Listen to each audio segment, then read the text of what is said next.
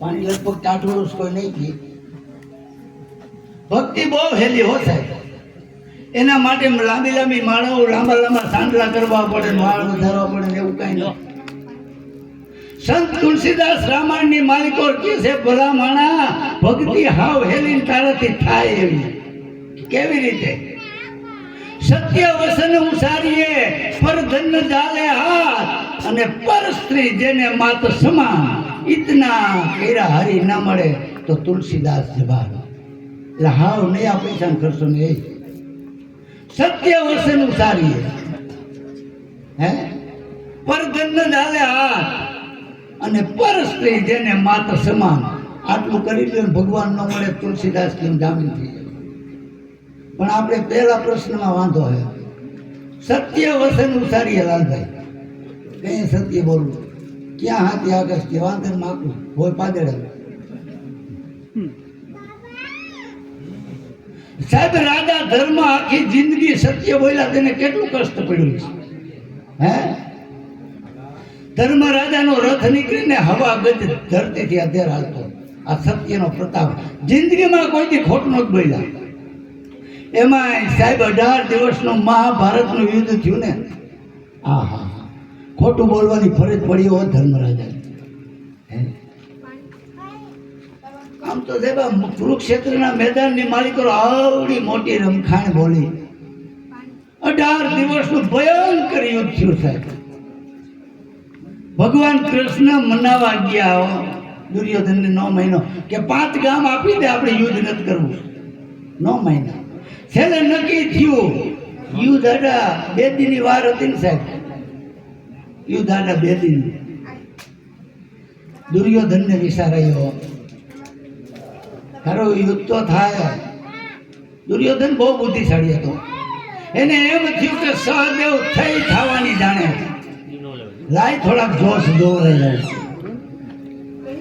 અને સહદેવને એવો નિયમ હતો સાહેબ કે હગો ભાઈ કદાચ મરી જતો હોય પૈસા વિના કહેવાય નહીં, અને કદાચ દુશ્મન પૂછવા આવે તો એને ખોટું કહેવાય. 3 કાળનું જ્ઞાન હો સહદેવ પાસે, ભૂત ભવિષ્ય વર્તમાન.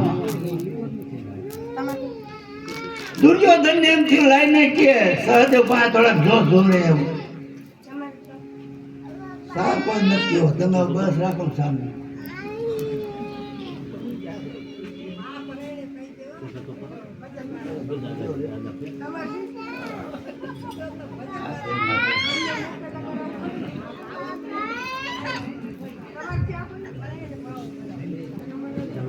પી લીધો સાહેબ.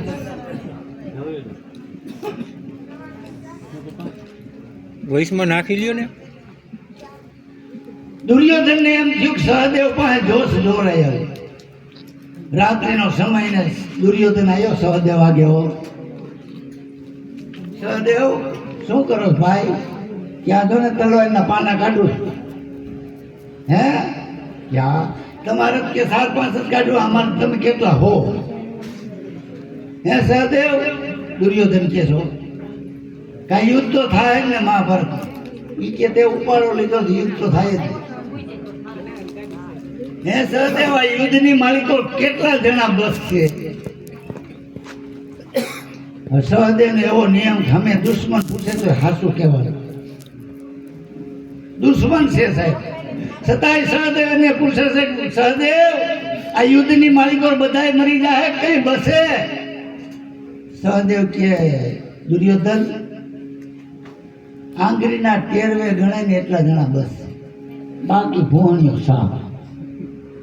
હે સહદેવ, એ ટેરવે ગણાય એમાં મારું નામ છે. આહા. સહદેવ કે તે ઉપાડો લીધો છે ને એમાં તું હોય, એમાં મારું નામ નથી કે એમાં તારું નામ નથી. ઓહો. હે સહદેવ, મારે બસવાનો કોઈ ઉપાય? સહદેવને હાસું કેવું પડે છે ને, દુશ્મન હતો કે આ મોટા ભાઈ એક ઉપાય છે તારે બસવાનો. કે શું? દાદો ભીષ્મ જો 18 થી તારું રક્ષણ કરે ને તો કૃષ્ણ તને ન મારી આગે. હે દાદા ભીષ્મ મારું રક્ષણ કરે તો કૃષ્ણ નો મારી આગે કે ના? હે સહદેવ, દાદા ભીષ્મ 18 દી મારું રક્ષણ કરે.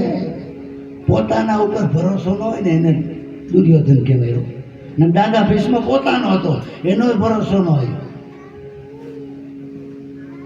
દાદો ભીષ્મ મારું રક્ષણ કરે કેવી રીતે સહદેવ? એ કે દાદા ભીષ્મની બુદ્ધિ ફરે ને તો 18 દી તારું રક્ષણ કરે. આનાને તર્યું લઈ લીધો. હે સહદેવ, દાદા ભીષ્મની બુદ્ધિ ફરે કેમ? એ કે કોઈ નિશ માણસના ઘરના 2 કોરિયા ખવડાવી દે ને એટલે દાદા ભીષ્મની બુદ્ધિ ફરી જાય. આ સાહેબ અન્નની શું તાકાત હે? કે દાદા ભીષ્મ ગંગાનો જાયો સાહેબ. અટકો કટકો હાટકો જો ગંગા તટ જાય તો 71 પેઢી ભૂતનો હરજે ભાગીરથી આવી પવિત્ર જેની માં હોય એના કુખે જે દીકરો જન્મો હોય દાદા ભીષ્મને 2 કોરિયા અનાજના ખવડાવી દે બુદ્ધિ ફરી જાય તો આપણી શું વાત રાખે? હે સહદેવ, એવો નિષ્માણસ કોણ કે એના હેઠા 2 કોરિયા ખવડાવું? સહદેવનો મગજ બાટલો ફાટ્યો. દુર્યોધનને કે તું ને તારો મામો શકુની તમારે ક્યાં ગોતવાના? અને પ્રોગ્રામ ગોઠવો હો દુર્યોધને. દાદાને કીધું દાદા હવે અમારા ઘીરે પાયણા કરવા આવવાનું. દાદા કે બેટા કાલથી તો યુદ્ધ ચાલુ થાય, 1 દી દ્યો.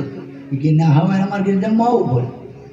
અરે બેટા, એ કે નો આવો તો મારા તમારા પૌત્રના હા પૌત્રમાં પાણી બોય આવી જાય. દાદો હરવાનું જા બેટા આવીશ. ગયા અને ગોઠવી રાખી પંગે ત્યાં. આ બાજુ શકુની ને આ બાજુ દુર્યોધન વસારા દાદાને 2 થારી પીરાણી. આ બાજુ 2 કોરિયા શકુની મેળા, આ બાજુ દુર્યોધન મેળા. કે દાદા કરો હરિયા. દાદા એ થારીમાં કોરિયો રે કૃષ્ણ પણ મસ્તુ નીચે મળતી. દુર્યોધન ટકો બંધરો મેળો. મામા ભાજી